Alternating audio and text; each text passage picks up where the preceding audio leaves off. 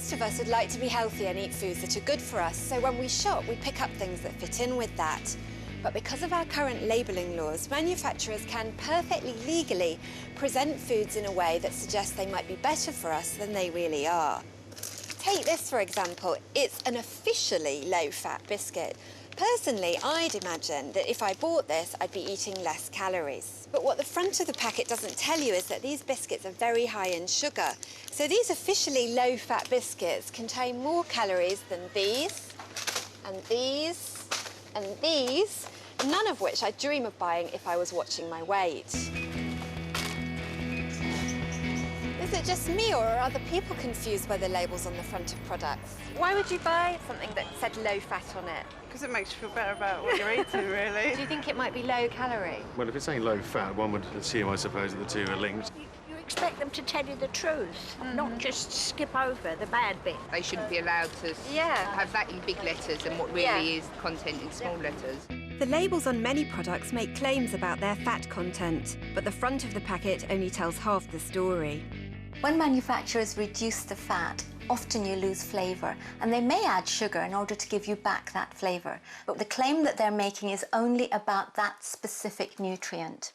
If it's low in fat, that's all they're claiming. What's really important is that you look at the whole food, look at the back of the pack, and I think manufacturers could make that labelling much clearer.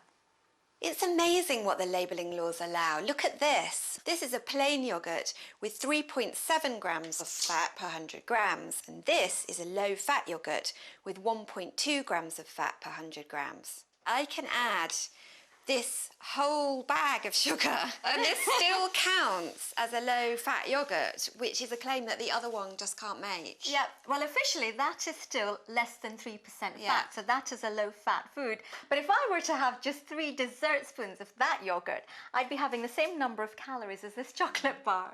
So we know what's in here, but if we tell the public it's low-fat, I wonder which one they'll choose. We go for the low-fat one. Low-fat yoghurt. You put a whole bag of sugar in it. And the law allows me to say low-fat yoghurt, but I don't have to say plus a bag of sugar. That's wrong. You look quite surprised. Yeah, I am quite surprised. Yeah, I would say that was wrong. I'm hoping that Which can explain the situation to me. The law on health and nutrition claims just isn't tough enough. While it is against the law for manufacturers to deliberately mislead in terms of the claims they make, there are a number of confusing and contradictory health and nutrition claims out there on the market. It's not just low fat. Guidelines on words like light or LITE are so vague, manufacturers can use them to imply a food is better for us than similar products, even if they still contain what's been defined as a lot of fat or sugar. So what's being done about all of this? Well, proposals are being discussed here from January next year in the European Parliament that will address all these issues, that will give clear definitions and make sure claims are checked. We're calling on UK MEPs and the British government to support these proposals to make sure that consumers can make a properly informed choice. So next time you go shopping, remember, check the back of the packet as well as the front. Look at all the nutritional information.